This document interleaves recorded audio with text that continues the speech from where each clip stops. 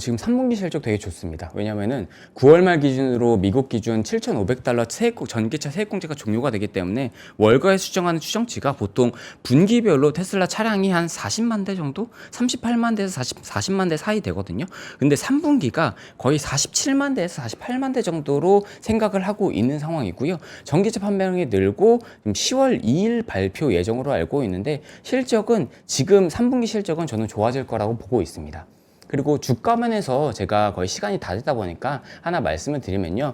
테슬라를 플랫폼 기업이라고 보고 플랫폼 기업 중에서 그 전작을 좀 사람들이 많이 비교를 해요. 대표적으로 애플과 아마존을 비교를 하거든요. 네. 애플 같은 경우에는 2007년도, 2008년도에 아이폰이 나오게 되면서 세상을 화들짝 놀라게 했었고 iOS 생태계가 나오게 돼서 플랫폼 가치로 훨씬 더 인정을 받았었잖아요. 장표 보면서 한번 말씀을 좀 드렸는데 제가 차트를 하나 준비했어요.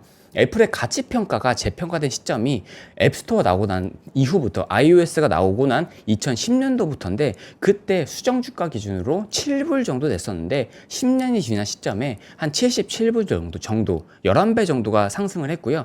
아마존 같은 경우에도 맨 처음에는 전자상거래 업체였죠. 책 판매하던 회사였었는데 여기에 핵심 비즈니스 모델이 클라우드 사업이잖아요. AWS가 물론 지금 애저가 굉장히 빠른 속도로 올라오고 있는 건 사실이지만 MS 기준으로 지금 1등은 AWS잖아요. AWS의 실적이 2015년 4월부터 공개가 되기 시작한 시점부터 이 플랫폼 기업으로서의 인정을 받고 나서 주가가 수정 주가 기준으로 15불에서 230불 정도까지 한 15배 정도가 올랐습니다. 그러면 과연 테슬라가 그리는 생태계와 주가를 마지막으로 해서 제 시간을 좀 마무리를 좀 하려고 하는데요. 결국에 테슬라가 그리는 생태계는 이 그림 한 장에 다 담겨 있다라고 보시면 될 것 같아요. IR 자료에 명확하게 나와 있고요.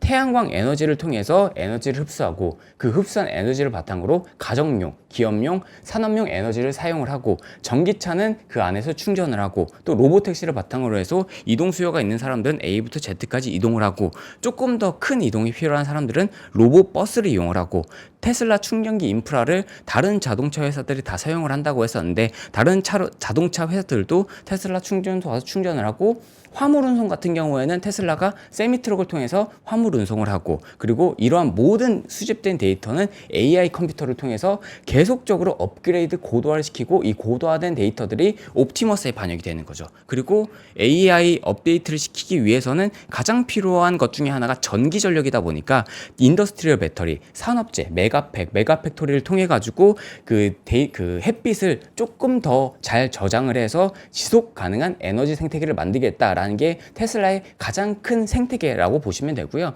제가 주가 차트를 최근 기준으로 가져왔었는데 지금 주가가 제가 봤을 때는 이 초입부에 있다고 생각이 됩니다. 애플과 아마존의 초입부가 있다고 생각이 되니까 지금 주가 수준에서는 제 생각에는 조금 더 오르지 않을까라는 말씀을 마지막으로 좀 오늘 시간 마무리 좀 지어보도록 하겠습니다.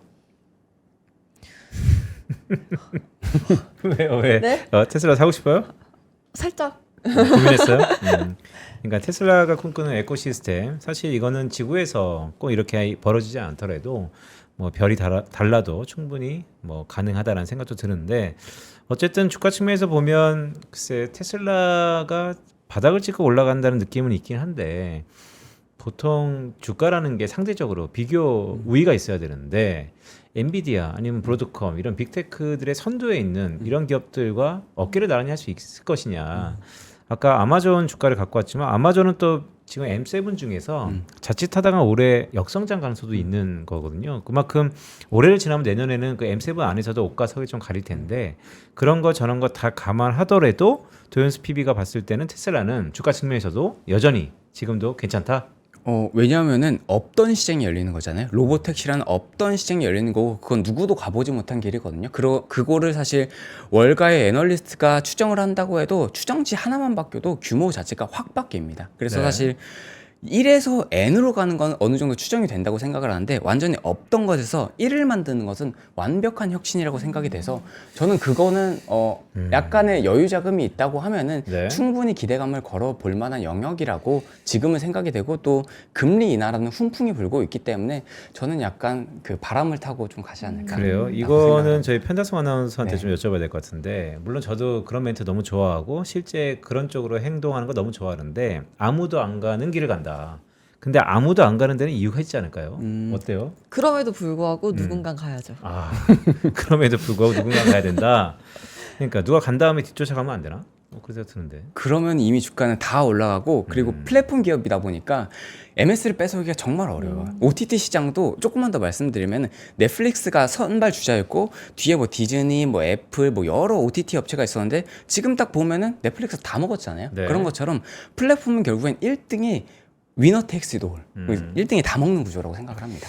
알겠습니다. 결국 승자 독식 시대에서 테슬라가 전기차를 차치하고 이제는 전기차를 위시한 다양한 방면으로 비즈니스 라인업을 확대하고 있고 난제를 풀고 있고 그가 꿈을 갖고 있는 일론 머스크가 여전히 테슬라에 대해서 집중하고 있다라는 말씀까지 주셨습니다. 오늘 저 물어보고 싶은 게 있어서 뭐예요?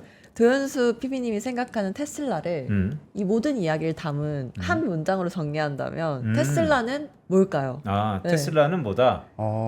테슬라는 기하급수적으로 성장하고 있는 네트워크 회사다. 네트워크 회사다. 라고 설명할 수 있을 것 같아요. 네트워크 회사다. 모든 게 다 연결되어 있습니다. 모든 게 다 연결돼 있다.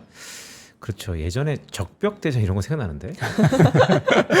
네, 이제 우스갯소리로 얘기한 거고요. 네, 테슬라 위대한 기업인 것 같습니다. 하지만 주가 측면에서도 다시 한번 상승 모멘텀이 있을 거다라는 얘기였습니다.